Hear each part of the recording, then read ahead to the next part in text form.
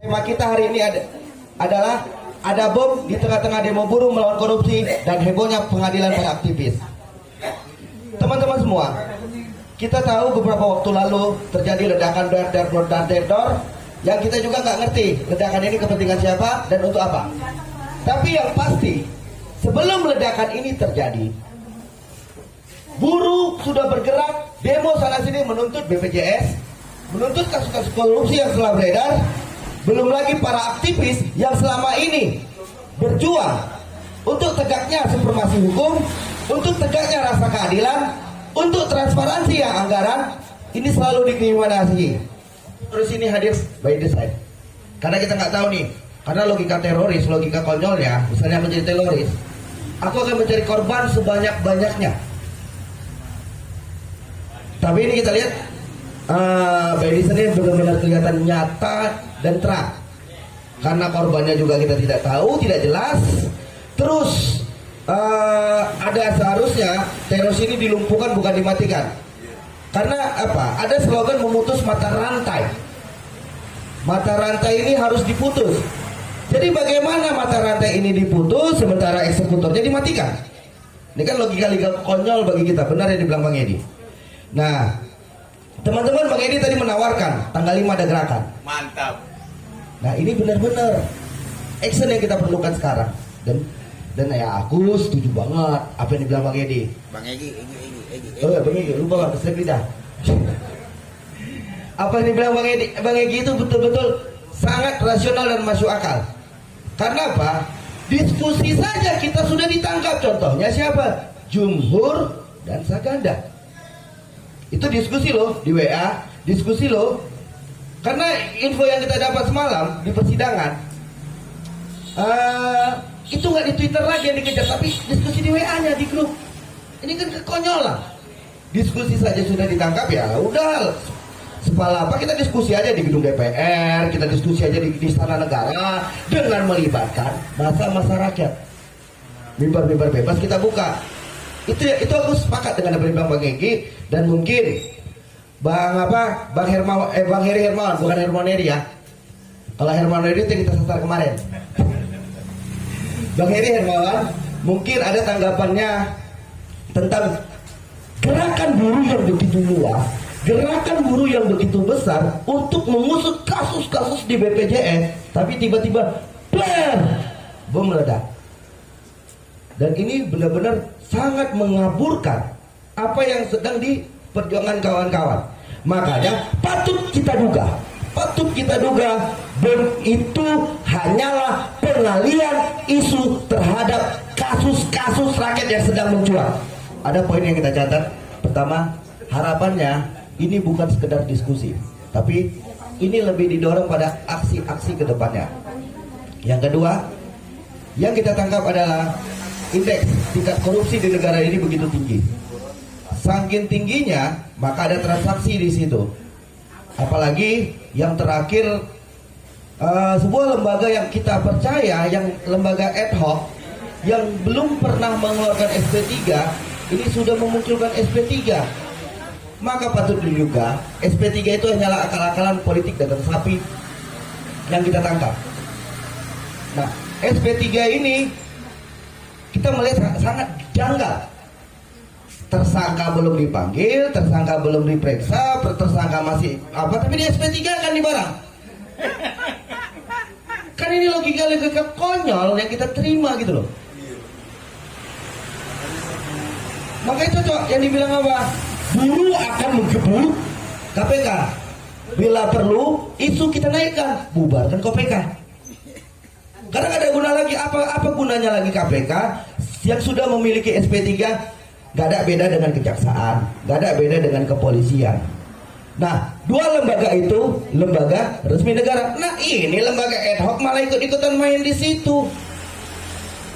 Bayangkan saja, bagaimana misalnya mengeluarkan SP3 belum diperiksa, belum diapa-apai, tapi keluar barang itu.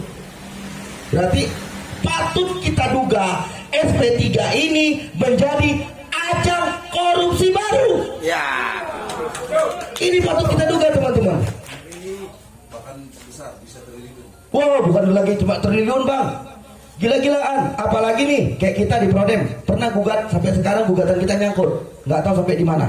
Kita menggugat Undang-Undang Nomor 2 Tahun 2020 sampai detik ini kita juga belum ada pengadilan lanjutannya. Ini kegilaan. Kenapa? Di undang-undang itu dibebaskan orang yang orang yang melakukan memberi bantuan segala macam itu nggak bisa diaudit. Ada hak kekebalan hukum di sana. Ini yang kita gugat. Tapi gugatan itu nyangkut di awan-awan. Nah, benar yang dibilang Bang Heri juga, politik kita terlalu kotor, politik dagang sapi bermain. Bayangkan saja untuk duduk di sebuah lembaga yang harusnya untuk rakyat, untuk bicara dengan rakyat, terjadi transaksional di situ. Saking transaksinya di situ, maka orang-orang yang di lembaga itu menjadi pasien tetap di KPK. Mereka banyak nginap di hotel yang milik KPK. Ini kan kebrengsekan namanya. Makanya perlulah seperti yang dicanangkan Bang Egy, harus ada gerakan bersama, gerakan seluruh rakyat yang terstruktur. Dan bila perlu kita buka panggung-panggung rakyat, pos-pos perlawanan di tempat-tempat terkecil sekalipun untuk menyuarakan perlawanan itu secara masif. Itu yang harus kita dorong, teman-teman. Kalau tidak kita merubah negeri ini, nunggu siapa lagi?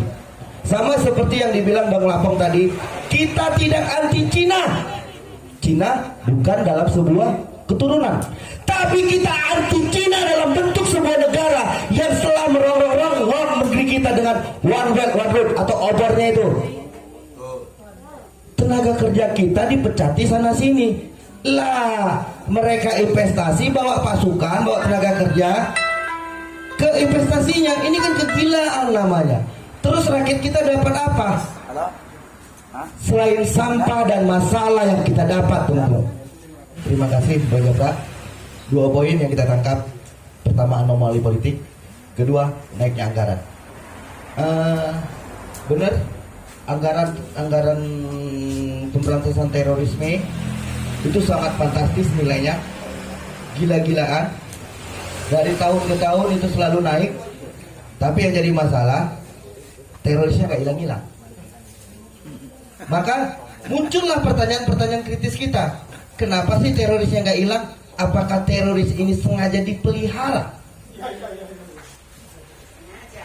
Atau apakah teroris ini memang diternak yang kapan saja bisa dimunculkan? Itu muncul pertanyaan-pertanyaan kritis kita terhadap kayaknya begitu. Teroris ini kok gak hilang-hilang sih? Terus anggaran teroris naik terus sih. Ini kan lucu di benak-benak berpikir kita. Ini kan aneh di benak-benak berpikir kita.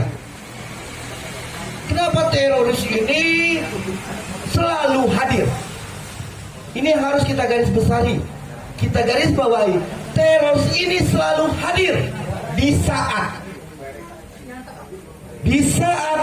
isu-isu besar yang sedang kita hadapi. Ini yang harus kita garis bawahi. Kenapa teroris selalu hadir di saat isu-isu besar yang ada di negara ini? Ini yang harus kita pikirkan, teman-teman. Kemarin terorisnya pakai bendera tauhid, bla bla bla bla, barbutnya ditunjukkan. Nah sekarang yang baru-baru ini yang kejadian di Makassar, lucunya barbutnya baju FPI. Ini kan ada keanehan namanya. Kalau kita berpikir cerdas, kalau kita berpikir dengan kritik, ada upaya penggiringan opini ke sana. Jadi lucu saja gitu loh. Teroris bawa KTP, teroris bawa kakak. Loh, ini kan sel-sel tidur. Kalau kita bicara logika teror, kalau bisa identitas sebiji pun tidak ada. Kalau bisa nama pun tersamar. Tapi ini aneh, teroris bawa map, teroris bawa kakak, bawa KTP. Kan lucu, teman-teman. Makanya patut kita pertanyakan, kenapa anggaran teroris yang setiap tahunnya membengkak, tapi terorisnya nggak hilang-hilang. Dan lucunya, metode terornya makin hari makin bikin sakit perut dan mules.